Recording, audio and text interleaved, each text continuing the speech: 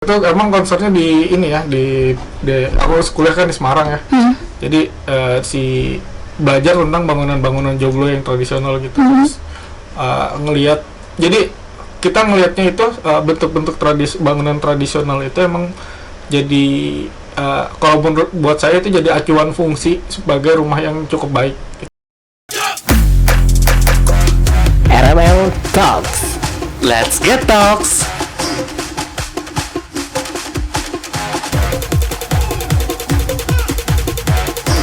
Maba, mari belajar.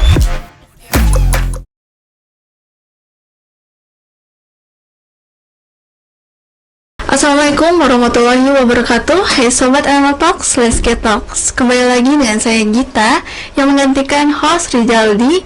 Untuk hari ini tidak bisa hadir karena sedang berhalangan. Tapi tenang aja Sobat, kita akan terus membahas program Maba sesuai dengan jadwalnya. Topik kali ini yang kita bahas adalah tentang dunia arsitektur. Nah, penasaran kan? Yuk kita langsung aja wawancarai dengan narasumbernya, yaitu Mas Barda. Assalamualaikum Mas Barda. Waalaikumsalam. Ya. Gimana nih Mas? Lagi sibuk kegiatan apa nih hari ini? Hari ini nggak ngapa-ngapain. Kesibukan gitu. Ya, biasa ngerjain proyek sama mulai nyiapin penelitian sih. Wah, penelitian apa tuh ya? Adalah itu rahasia ya. Tapi kita tetap berlanjut nih pertanyaannya. Nih Mas, saya sendiri kan pengen tahu banyak ya tentang arsitektur. Nah, apa sih definisi arsitektur menurut sudut pandang Mas sendiri? Itu sebenarnya dulu lupa waktu kuliah ya. Tapi ada teori. Jadi kalau secara umum emang jelas ya. Arsitektur itu seni merancang bangunan. Tapi emang perlu ditekanin di merancangnya ini. Merancang artinya ya mungkin bahasa yang lebih familiar, desain lah. Desain bangunan gitu ya Mas ya. Jadi di arsitektur itu ada menurut Vitruvius ya ada 3 prinsip yang jadi dasar dalam teorinya ini. Arsitektur tuh ada seni merancang bangunan yang coba mengoptimalkan di 3 prinsip ini. Ada firmitas. Firmitas itu artinya terkait sama kekuatan si bangunan, material yang dipakai. Itu jadi pertimbangan pada saat ngedesain gitu. Terus ada firmitas, ada utilitas kayak fungsi performa bangunan yang didesain nanti sama arsitek itu hubungan antar ruang, terus hubungan antar ruang, performa pencahayaan, suara kayak gitu, itu yang bakal jadi pertimbangan di dalam desain. Terakhir yang terakhir ini venusitas. Emang venusitas ini terakhir karena itu kaitannya kan sama keindahan.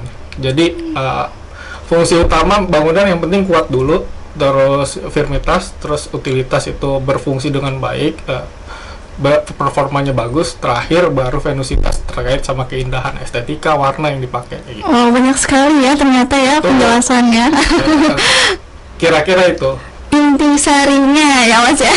Jadi perancang bangunan, arsitektur itu ilmu perancang bangunan yang harus mikirin tentang kekuatan bangunannya juga, terus fungsi-fungsi bangunannya berfungsi dengan baik, performanya dengan baik gitu.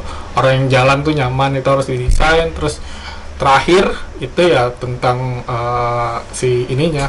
visualnya itu yang udah jadi pertimbangan gitu. Gitu. Ternyata nggak mudah juga ya Mas ya. Kalau untuk jadi arsitektur? Ya kalau banyak yang bilang gampang kalau niat. Benar, emang harus niat penuh ya Mas. Jadi jangan setengah-setengah. Takutnya awalnya suka, tiba-tiba karena ngeliat program seperti itu prosesnya gitu kan. Iya. Tergantung orangnya sih. Tergantung ujiannya nanti gimana. Ujiannya. Ada ujiannya juga. Baik, Mas, kan selama Mas kuliah, pasti kan ada jurusannya kan, Mas memilih arsitektur tuh. Nah, itu kenapa Mas memilih arsitek pada saat kuliah? Oh, ini alasannya tuh Sebenarnya waktu sekolah itu dari kecil emang suka ngegambar. Wah, keren. Suka aja walaupun nggak bagus, nggak tahu cuma suka. Terus apa namanya, dulu waktu kuliah ada pilihan kan mau masuk seni rupa tadinya. Oh, seni Seni rupa. rupa nggak dibolehin katanya, nanti kamu narkoba. Sudah memikirkannya ke situ ya. Ya udah, kan dikat aja kali ya gue ngomongin. Tenang aja, tenang. Jadi tadinya tuh mau masuk seni rupa kan, di kafe gitu. Terus jurusan kuliahnya nggak masuk. Terakhir pilihannya yang agak normal dan diterima sama orang tua, arsitek gitu kan, yang menurut aku sih masih ada gambar-gambarnya, ya udahlah kerjain aja gitu. Menurut masih gambarnya biasa aja, tapi pas kita lihat, wow, bagus. Udah Gitu. Bukan gambar sendiri. Tapi kalau untuk sketsa gitu gimana, Mas? Kalau sketsa biasanya tuh buat eksplorasi desain ya. Jadi Oh iya. saya dikasih brief kerjaan gitu. Biasanya kan orang mikirnya langsung kerja di komputer biasa. Iya, biasanya gitu sih. Saya lihat ya. Kalau aku sih biasanya emang nyoret di kertas dulu pasti. Cari bentuk, walaupun akhirnya pas habis coretan di kertas dimasukin ke komputer suka ngapas tuh. Tapi Udah ngebayangin. belum bayangin macam-macam itu segede gini, komposisinya udah pas dimasukin komputer nggak pas, akhirnya eksplorasi lagi. Tapi si sketsanya ini jadi acuan desainnya nanti bakal kayak gimana Oke. awal. Baik. Apa yang dipelajari sama Mas selama waktu kuliah dan prospek kedepannya setelah mempelajari bidang arsitek itu apa? Waktu kuliah ya Yang dipelajari itu seperti apa? dulu Terus belajar ya. terus selama pas Mas sudah melewati lah waktu kuliah, pasti kan ada prospek kedepannya dong setelah mempelajari bidangnya itu. Jadi waktu kuliah itu belajarnya banyak ya, mata kuliahnya juga berapa ratus. Berapa sih kuliah? Tapi intinya sih dari semuanya itu yang paling yang paling inget itu tentang logika si bangunan. Maksudnya Logika ya. iya, logika gimana cara bangunan ini kuat, terus gimana cara bangunan ini si user yang Ya. yang orang yang bakal masuk ke bangunan atau yang bakal menggunakan bangunan itu nggak kesusahan gitu. Misalnya diajarin kenapa bikin toilet, misalnya bikin rumah ya, kenapa bikin rumah 3 lantai, toiletnya nggak di lantai 3, di loteng. Nggak mungkin karena atau dosen nggak mungkin itu. Soalnya kalau itu Baru dengar. ya nggak mungkin kan, Nggak gitu. mungkin. Maksudnya secara fungsi bangunannya, terus suhu panas kayak gitu yang harus dioptimalin. Terus Suhu juga ya. uh, Perhatikan.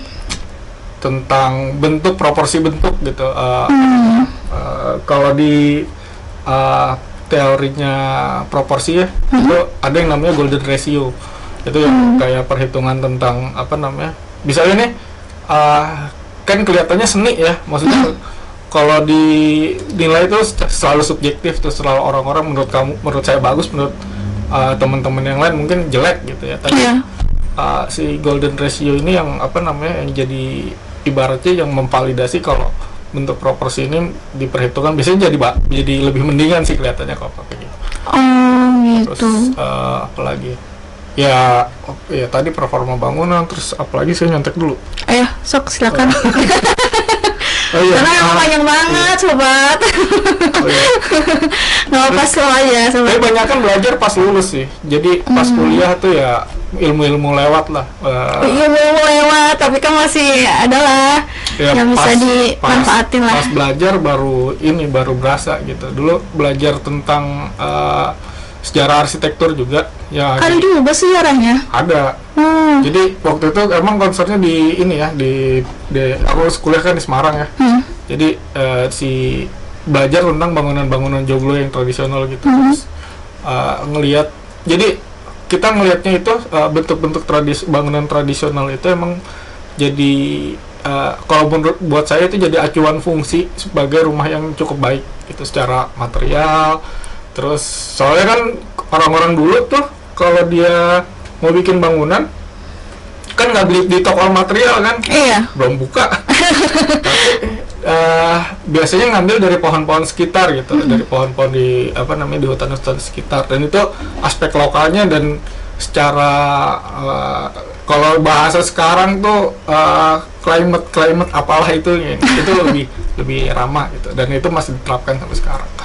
Terus bentuknya tuh yang kayak ada di atasnya tuh kayak ada, jadi saya lupa bagian-bagiannya, tapi ada semacam celah di antara genteng sama genteng, ternyata itu buat sirkulasi udara itu. Oh, Jadi gitu. belajar itu cukup ini ternyata si ilmu arsitektur tradisional juga ini ya punya fungsi yang baik, dan ini lebih mudah dipelajari daripada ngambil nyadur dari dari teori-teori yang lain gitu. Iya, betul. Gitu sih. Oke, tapi kalau untuk prospek kedepannya gimana setelah mempelajari bidang arsitek?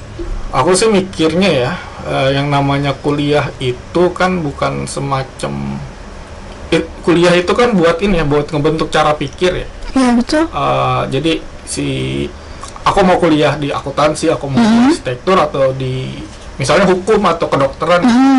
Walaupun keluarnya nggak jadi profesi itu,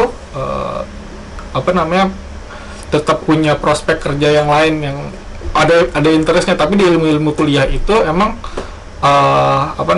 ilmu kuliah itu bakal tetap kepake pasti. Pastilah ya. Nah, kalau di arsitektur sendiri ini yang pengalamanku ya, aku tuh malah lebih banyak awal-awal kerja tuh ke pendampingan urban rural sama proyek-proyek kesenian gitu. Itu malah sebelum aku jadi berprofesi sebagai arsitek ini. Jadi ada pengalaman juga ya. Jadi kaitannya sama urban rural. Dulu ada mata kuliah perkotaan yang nggak ngerti sama sekali, nilainya jelek waktu itu. Jujur banget. Terus pas aku masuk ke proyek-proyek penelitian kota, akhirnya kelihatan tuh emang isu-isu perkotaan kayak terkait sama perumahan, terus sama ketersediaan lahan pemukiman yang kayak gitu-gitu emang penting banget ternyata. Nah, jadi mau jadi peneliti bisa, terus bisa jadi peneliti. Jadi kaitannya sama seni rupa, misalnya proyek-proyek seni rupa ternyata banyak yang yang butuh desainer untuk ngolah si instalasi seninya atau space-nya itu. Kayak gitu. Itu seni rupa. Terus anak-anak teman-teman juga banyak yang tadinya sudah belajar desain ya, udah belajar tentang estetika, warna dan lain-lain itu. Mereka punya interest ke startup bikin terkait sama UI UX gitu. Kayak gitu, itu banyak. Kontraktor juga bisa kan? Bisa ya, kontraktor. Gitu. Terus art handler terutama yang mungkin jarang diomongin sama ekosistemnya arsitektur, tapi emang banyak juga tuh kebutuhan art handler yang buat ngedampingin teman-teman seniman atau pameran gitu yang buat ngerjain itu. Oke. Nah, kalau untuk dalam bidang arsitektur pasti ada tugas dan lingkupnya kan? Nah, apa tuh, Mas? Bisa dijelaskan? Pasti ada tugasnya. Jangan tugasnya banyak ya, Mas ya? Di proyek tugas dan lingkup sebagai seorang arsitektur. Agak bingung sih, maksudnya karena kerjanya kan kita jalan aja ya biasanya di proyek. Cuma biasanya yang dikerjain tuh dikasih site, terus kita analisa tuh si potensi si bangunannya yang ada di lahan tersebut nantinya gitu. Ya misalnya di lahan tersebut kita bikin rumah gitu. Di sini kalau bikin lahan di sini dia susah nggak kalau mau keluar mau cari makanan gitu. Itu jadi pertimbangan. Terus pertimbangan itu pasti penting. Arah orientasi matahari, analisa site namanya itu. Arah bangunannya, arah anginnya, arah visual, jadi ngelihat ke tetangga kayak gitu-gitu. Terus itu analisa site, terus struktur juga. Nanti kita walaupun si arsitek nggak yang bikin ini ya, nggak bikin nggak ngitungin struktur, tapi ada logika struktur yang masuk, misalnya kayak bikin bangunan platnya sepanjang 12 meter, kuat nggak nih nanti?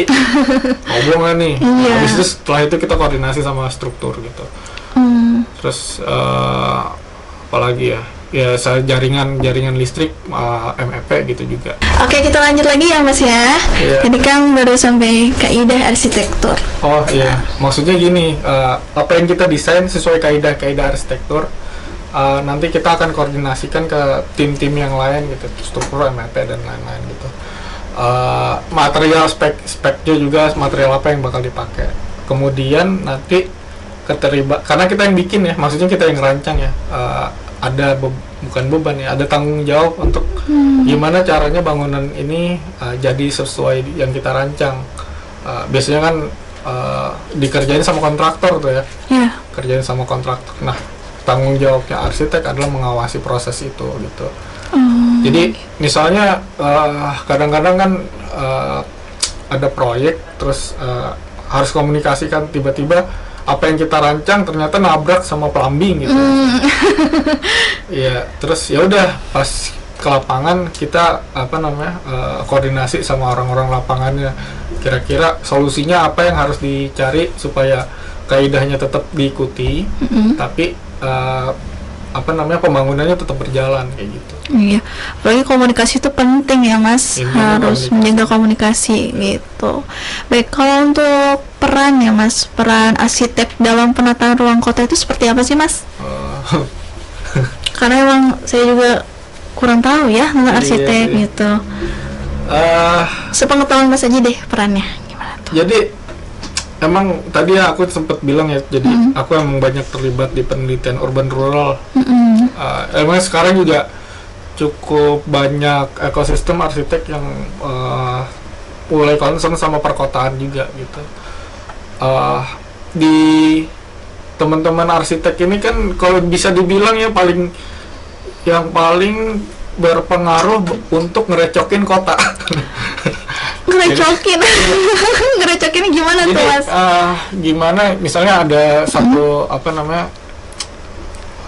kayak ada satu bangunan itu entah bangunan rumah atau bangunan gedung itu bakalan berimbas sama lingkungan sekitarnya tuh.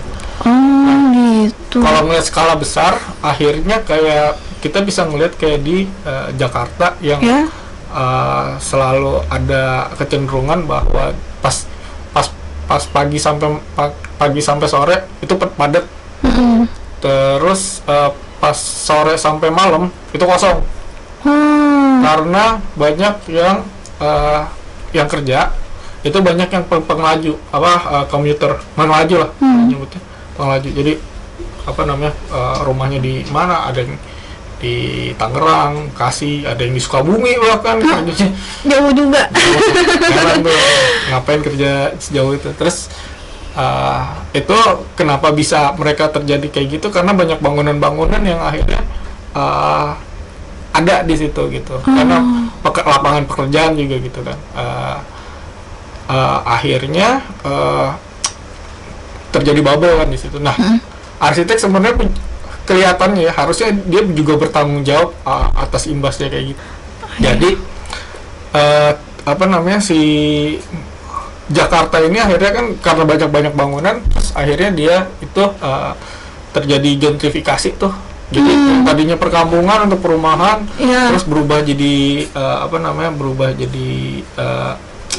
untuk kebutuhan komersial, akhirnya harga properti tinggi. Iya, tinggi itu berpengaruh. Harga properti tinggi, terus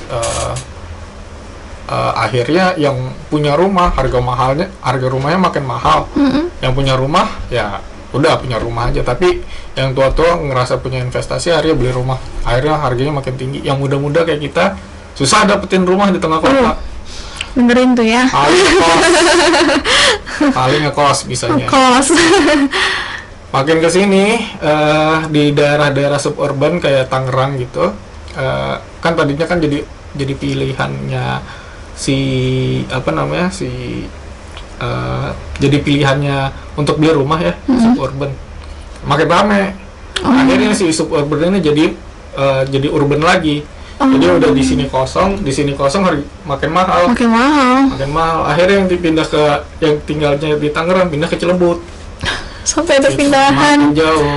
Jadi emang imbasnya sih kalau ngelihat pengaruhnya si arsitek tuh perannya lebih kayak gitu. Oh iya. Ngerecokin, aku bilangnya ngerecokin. Ngerecokin. Tapi teman-teman di arsitek juga udah mulai memikirkan gimana caranya pemanfaatan ruang yang baik untuk kota gitu. Jadi bukan kota doang, malah sampai di sistem tentang kayak pedestrian, terus apa namanya, ibaratnya kayak metabolisme kotanya itu juga teman-teman udah mulai bakal mengkaji. Kayak teman-teman misalnya kayak ada satu, dulu aku pernah apa namanya, terlibat di penelitian bareng Urban Plus Institute sama Rame-Rame Jakarta.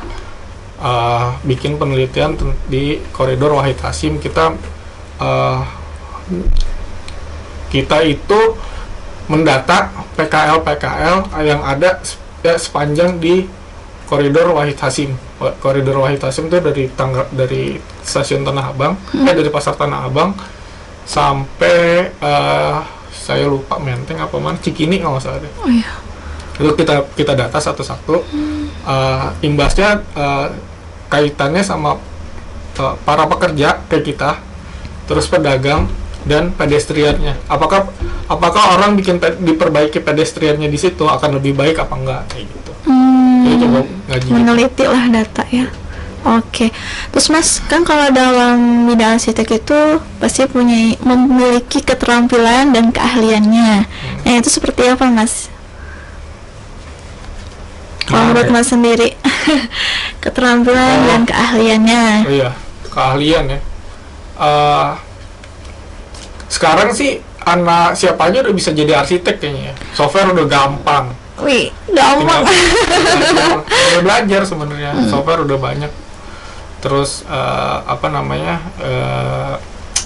tutorial di internet, mau bikin rumah-rumah murah udah banyak di internet. Tapi Ada tapinya tuh. ada pelajaran-pelajaran tentang arsitektur yang emang harus dikuasai, kayak logika gitu. Logika ngitung-ngitung gitu ya Mas. Sebenarnya sih nggak ngitung sih, itu kayak pulang dasarnya ngitung sih, tapi logika. Ngitung dah. Soalnya pernah ngeliat sih, mesti ngitung-ngitung juga, balik lagi gitu kan. Ada tahap sampai ngitung, tapi ini belum sampai, baru nalar doang.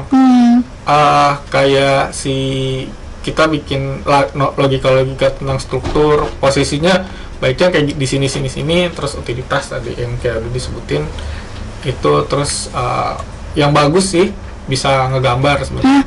Gambarnya harus bagus banget gak sih? Enggak, jadi fungsinya ngegambar ini sebenarnya kita datang ketemu klien atau ketemu si tukang misalnya, kita kan bakal ngebrief ya. Iya. Nggak mungkin dong gotong-gotong laptop. Kalau punya laptop, Iya. kalau nggak punya pakai apaan gitu. Iya. Akhirnya kita nyekat jika ada masalah, solusinya kita coba diterjemahkan ke dalam sketsa gitu. Oh, sketsa ini. Nggak harus bagus, tapi yang penting informatif di situ. Apa Oke. bahan yang dipakai, ukurannya berapa, itu lewat sketsa. Soalnya buka dari laptop sih agak susah ya. Susah banget itu pasti. Baik Mas, kalau ini kan saya masih bingung ya Mas ya, antara arsitektur dengan arsitektur landscape. Nah, bedanya apa Mas? Padahal sama-sama seni desain bangunan juga kan? Gini sih, gimana ya, kalau arsitek gini ada arsitektur, terus arsitektur landscape, terus ada interior, ada desain produk, ada ya kayak gitu. Itu kan ada struktur gitu, itu kan turunannya dari engineering ya. Dulu kalau kita narik sejarah tuh sebenarnya bangunan-bangunan Eropa zaman Renaissance itu dikerjain sama Polymath. Polymath tuh orang-orang yang engineer tuh yang juga mereka tuh bisa ngelukis juga, bisa ngukir juga, kayak gitu, kayak Leonardo da Vinci gitu. Nah, habis itu turun tuh, jadi kebentuklah profesi arsitek ini. Kemudian perkembangannya karena kebutuhannya banyak, akhirnya dan mungkin perkembangan zaman juga kali, akhirnya pecah juga tuh, ada arsitek turun lagi kayak kalau di kampus-kampus tuh ada jurusannya. Di arsitektur belajar tentang interior, tentang landscape, terus tentang struktur juga, tapi dibikin turunan lagi ada arsitektur landscape. Iya Dia itu. lebih mengolah di area landscape-nya, area luarnya. Jadi kita belajar landscape tentang penataan di arsitektur, Ya. nata tamannya kayak gimana. Tapi kalau di landscape itu mereka lebih detail tentang tipe tanamannya, terus Sampai jenis tanamannya juga jenis dipelajari ya, fungsinya. fungsi tanamannya, jadi barrier sebagai apa gitu, ketinggian tanamannya. Mereka lebih, teman-teman di landscape itu lebih detail situ. Detailnya. Interior tuh beda lagi. Kalau interior itu ketika kita udah bikin bangunan dan ada ruang-ruangnya, masing-masing ruang itu didesain lagi sama desainer interior lebih detail, dan mereka punya ibaratnya punya katalog material yang lebih lengkap Iya, pasti. daripada si arsitek. Produk juga kayak gitu, macam-macam turunannya banyak kok. Gitu. Baik. Nih Mas, saya mau tanya nih, kan kalau yang tadi kan tentang apa namanya yang kita udah pelajari itu tadi keterampilan, keahlian, terus apa perbedaan arsitektur dengan arsitektur landscape. Nah, saya mau tanya nih Mas, kalau untuk apa namanya buat konsep desain arsitek itu seperti apa Mas? Nah, Konsepnya pengen tahu gitu kan, pasti kan dalam membuat desain arsitek itu ada konsepnya kan. Nah, kayak seperti apa sih Mas? ini bukan style kan yang ngomongnya, Bukan. konsep ya. Nah, konsep.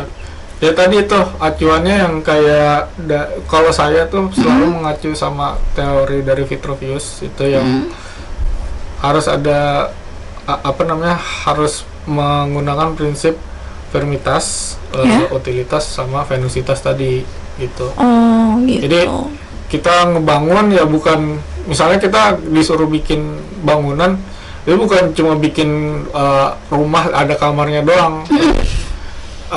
Gimana cara si yang tinggal itu nyaman, terus rumahnya kuat kalau ada kalau ada angin nggak roboh. terus dilihat juga nggak burik gitu loh. Itu ilmu arsitektur di situ. Oke. Kalau untuk jenis peralatannya Mas yang dipakai oleh Mas sendiri ya dalam membuat desain arsitek itu seperti apa Mas? Peralatannya? Alat yang pasti itu laptop sama printer pasti itu. Oh. Printer A3, tapi printer mah bisa ngeprint di tukang printer ya. Yang paling penting kalau menurut aku adalah gimana buku sketsa itu lebih penting sebenarnya. Buku sketsa. Kalau misalnya udah yang agak lebih tinggi ya arsiteknya, yang udah tinggal nyuruh-nyuruh doang, dia kan nggak mungkin ngebrief bawa terus ke anak buahnya nih, kenapa nggak dikerjain sendiri. Biasanya mereka sketsa ngasih informasi, terus diterjemahin ke timnya gitu.